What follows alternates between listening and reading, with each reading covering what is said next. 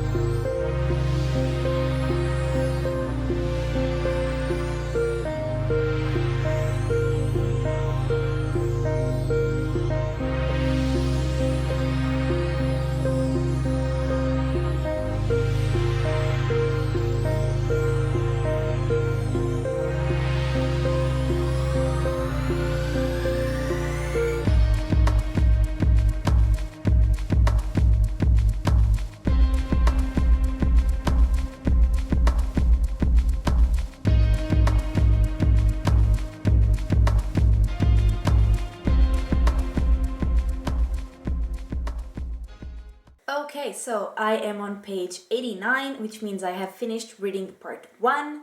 And in this part, we start with Senlin and his crew, which consists of Edith, Irene, Adam, and Adam's sister Volita. And they are living their lives as pirates in the ship that they got at the end of book 1.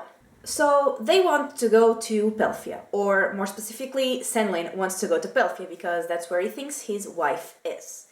And Pelphia is located between two other levels, obviously, and one of them is New Babel, which they escaped at the end of book 1, and they do not intend to go back there. And the other level is the Silk Reef.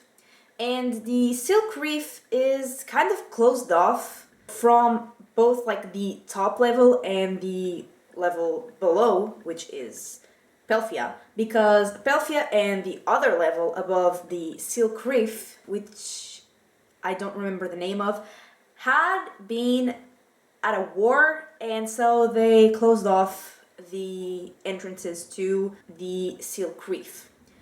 And basically the only port they can still access as pirates, Senlin and his crew, is in the Silk Reef. So that's where they are going, and they don't really have a way to get to Pelphia.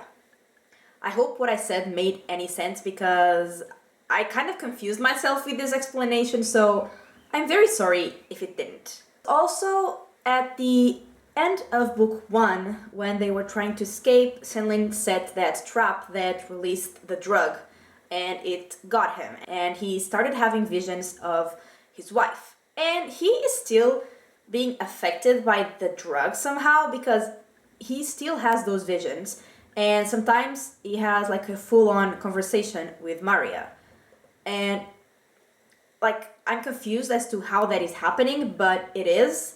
And apparently he has been writing in his journal about that, and Edith finds Senlin's journal and she starts reading, which not cool first of all, but she starts reading and she reads about those problems that he is having.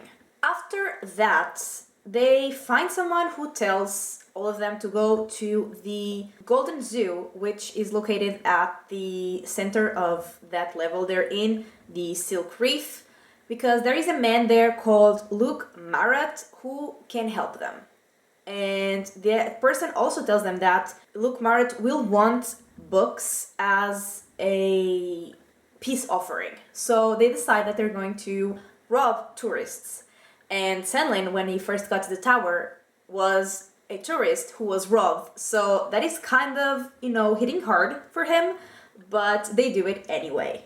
And before they can actually head to the Golden Zoo, they are found by the commissioner's airship, and they are being followed because Senlin still has the painting that he stole from the commissioner in book 1. So the commissioner still wants the damn painting, and that is where part 1 ended. And so I am not loving this book as much as I did book 1, because it is being very slow, and I know that these books are very character driven.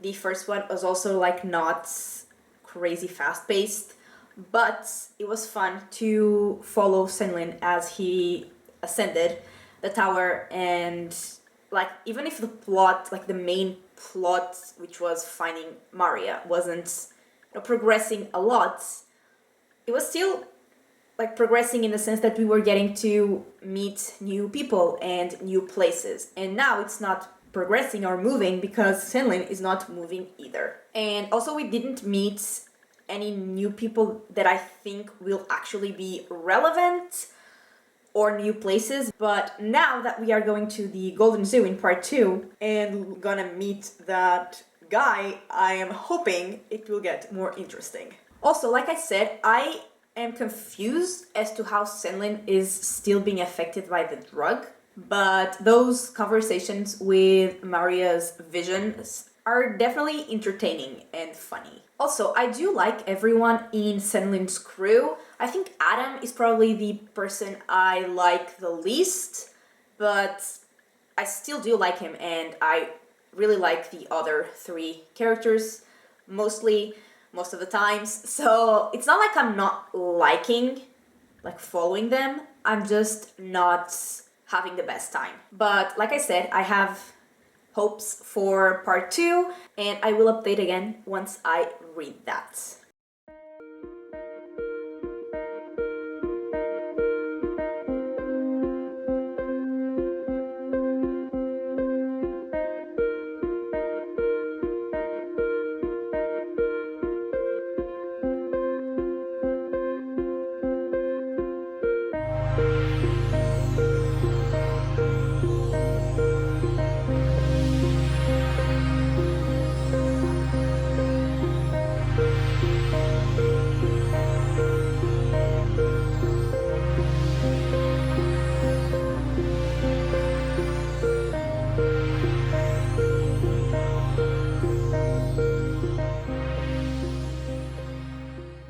Okay, so I have finished part 2, which means I am on page 203, and the whole crew has managed to escape from the commissioner, and they are still on their way to the Golden Zoo.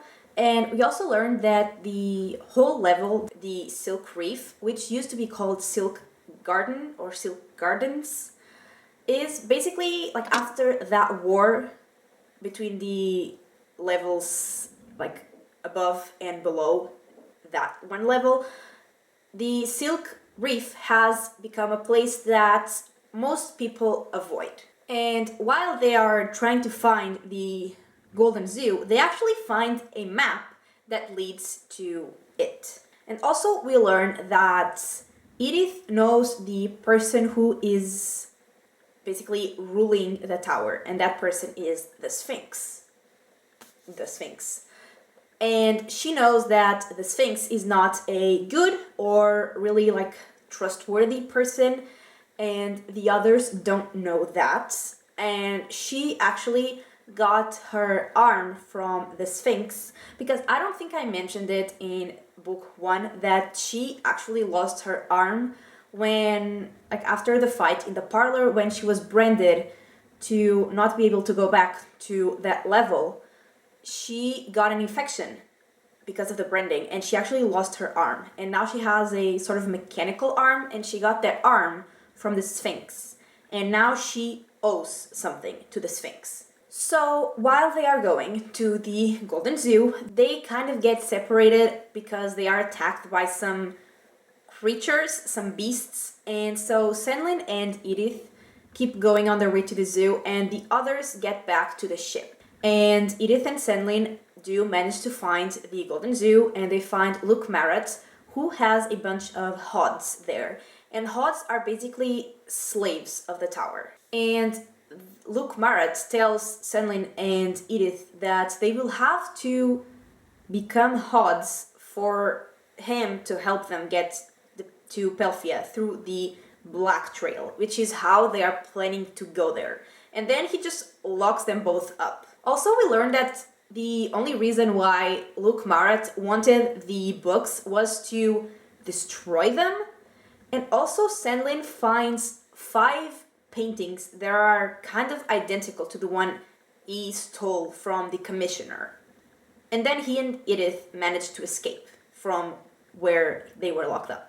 And while they are running, Volita actually helps them escape, and they are still followed, but they manage to escape and get in the ship and just run away from Luke Marat and his people. And after they are all in the ship, safe, or sort of safe, Edith tells the others about her deal with the Sphinx. Basically, after she has some time to adapt to her new arm, she's supposed to get back to the Sphinx and to work for him.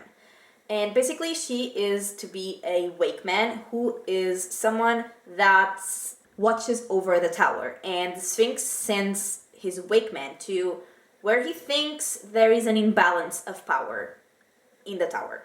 And also she says that it would probably be good to keep the whole crew, but especially Adam, away from the Sphinx, because he has a tendency to try to manipulate people who have insecurities or injuries that he can help with. And he thinks Adam would be a great target for the Sphinx. And so, even though she says all that they should stay away from the Sphinx, Senlin has other plans, because he's sure that his painting is worth a lot, because the Ogier, the guy who pretended to be Ogier, because the person who painted that painting was actually named Ogier, so that other guy from book 1 was an imposter. So, that guy wanted the painting, the commissioner wants the painting, Luke Marat had 5 sort of copies, so he must want the painting, and so everyone seems to want that goddamn painting. So Senlin is sure it's worth a lot, so he intends to give it to the Sphinx in exchange for the Sphinx to help them get into Pelphia. And so they are going to meet the Sphinx. And so that is where part 2 ended, and once again I feel like the story didn't progress much, except for the end where they decided that they are gonna meet the Sphinx, which I'm actually very excited for, because the Sphinx sounds like a really cool character, but the rest of part 2 I didn't really care much about. And even Luke Marat, who I was excited to meet, was just okay. I was not, excited to be with him. But yes, I am looking forward for the Sphinx. And another thing that I have to say is that Volita is iconic. She was already pretty cool at the end of book 1, but now she is absolutely incredible and I love her. And yeah, honestly, I don't have much to say because, like I said, not a lot happened, and I definitely enjoyed book 1 a lot more than book 2. But like I also said, I have high hopes for part 3 because we are gonna meet the Sphinx. And I know I said that I had high hopes for part 2 and then I didn't love it. But that doesn't change the fact that I am very excited for part 3. And I will update again once I read part 3 and finish the book.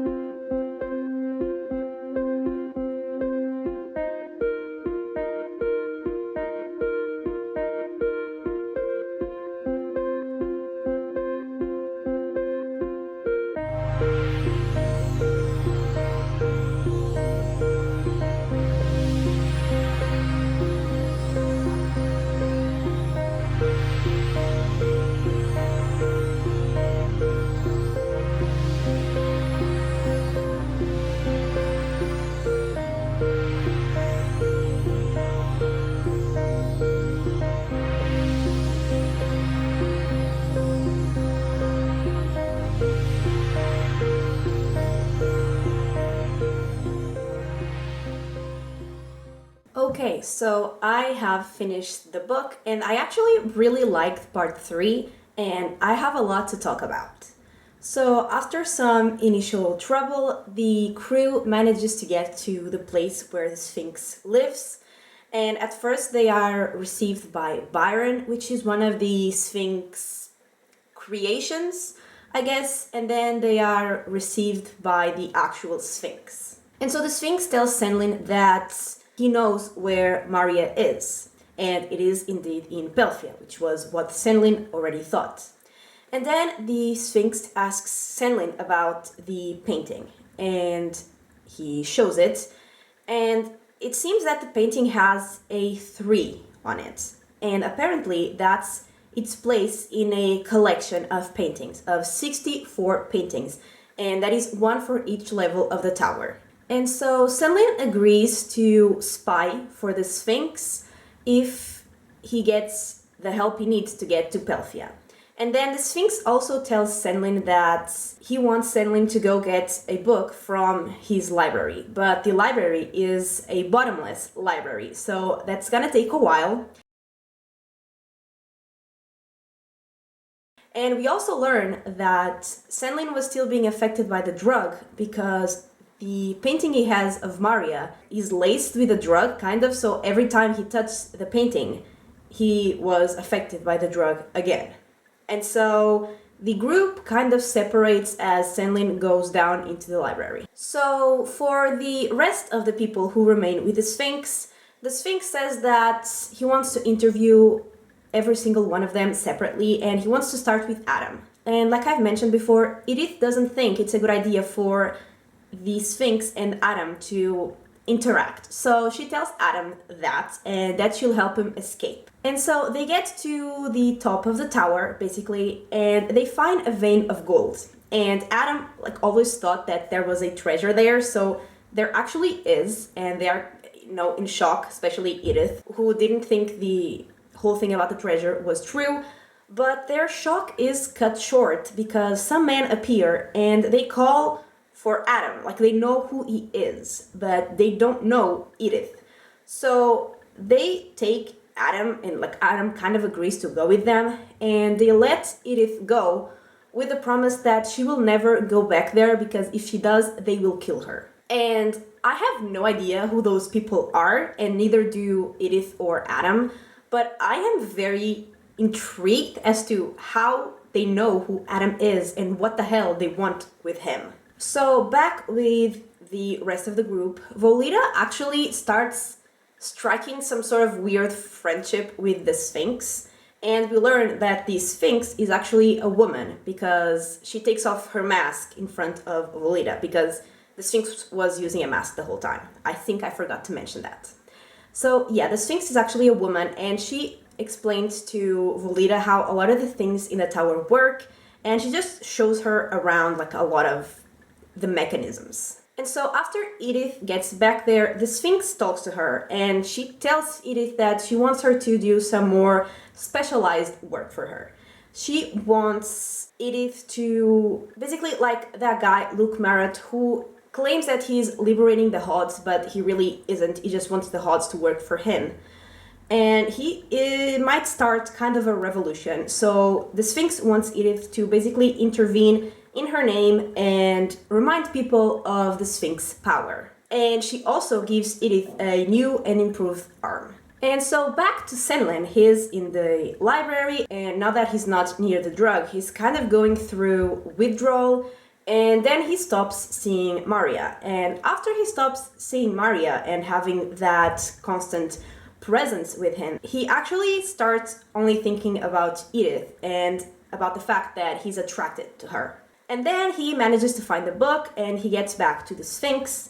And then the Sphinx tells him a story about the tower and how the tower was not supposed to be a tower. It was supposed to be a bridge to the sky or to the heavens, like the Sphinx says. And obviously the project was never finished because it is not a bridge, it's a tower with apparently 64 levels. And there is a vault with the plan on how to finish the bridge. But that vault can only be opened with a combination that is in the paintings, like all of them. So it can only be opened if the Sphinx has all 64 paintings. So after that conversation with the Sphinx, Senlin goes talk to Edith and they end up kissing. And the Sphinx sees that because she has sort of like something that resembles butterflies, but it's kind of like cameras with also microphones, I guess. I don't know. It's something to spy on people. And she sees that. And also, I hate butterflies, so I hated everything about that. And finally, the last thing that happens in this book is that we see Maria and a man, which I'm guessing is the Count, and she has a baby. She has a freaking baby, and that is how the book ended. And oh my god, I am very excited for the next one. But let's just go into my final thoughts. So, like I have already said, I didn't like this book as much as the first one. Parts 1 and 2 were just a bit too slow for me, and I know that's a me problem because I like more fast-paced books in general, but I think that for someone who is into more character-driven stories, they will still really enjoy this book. So in terms of the characters, I still continue to absolutely love Senlin, and I also really like his companions. Volita, Edith, and Irene are just incredible, and Volita especially is so iconic, and I absolutely love her. Adam, like I already said, was the character that I liked the least, even though I still liked him. But that whole thing in the roof with those people who know him and wanted him to go with them was very intriguing. And so now I'm like way more interested in Adam and what will happen to him and like his whole journey. So I guess now I really am interested in all of the characters. And the new character that we met, I mean, we also met Luke Marat, but I didn't really care about him. But the Sphinx, she's a very interesting character, definitely not like a good person, but a good character. I am really excited to continue to follow the Sphinx because I think a lot of interesting things are gonna come out of that. And in terms of seeing new places, like in book 1, we just followed Senlin as he went through various levels of the tower, so we got to meet a lot of new places in detail. In this one, it didn't happen as much, but the places we did get to see, the world building was still incredible. And I already said that the pacing was definitely not my favorite, especially in the first half of the book, but I did really enjoy the second half of the book, which was part 3, and especially the ending. I absolutely loved it, and like it gave us some answers but even more questions, and that scene at the end with Maria just got me so excited for the next book and to just continue with the series. But yeah, basically like the first half of the book, I would probably give it 3 stars because I liked it but not, I didn't love it. And like the second half, the part 3, I would give 4 stars. So I'm gonna average that and give the book 3.5 stars. So, like I said, not my favorite in the series so far, but I really want to get to book 3 and see what all of that is about. So, this is everything for this week's video. I really hope you enjoyed it, and if you did, give it a like and subscribe, and I will talk to you next time. Bye!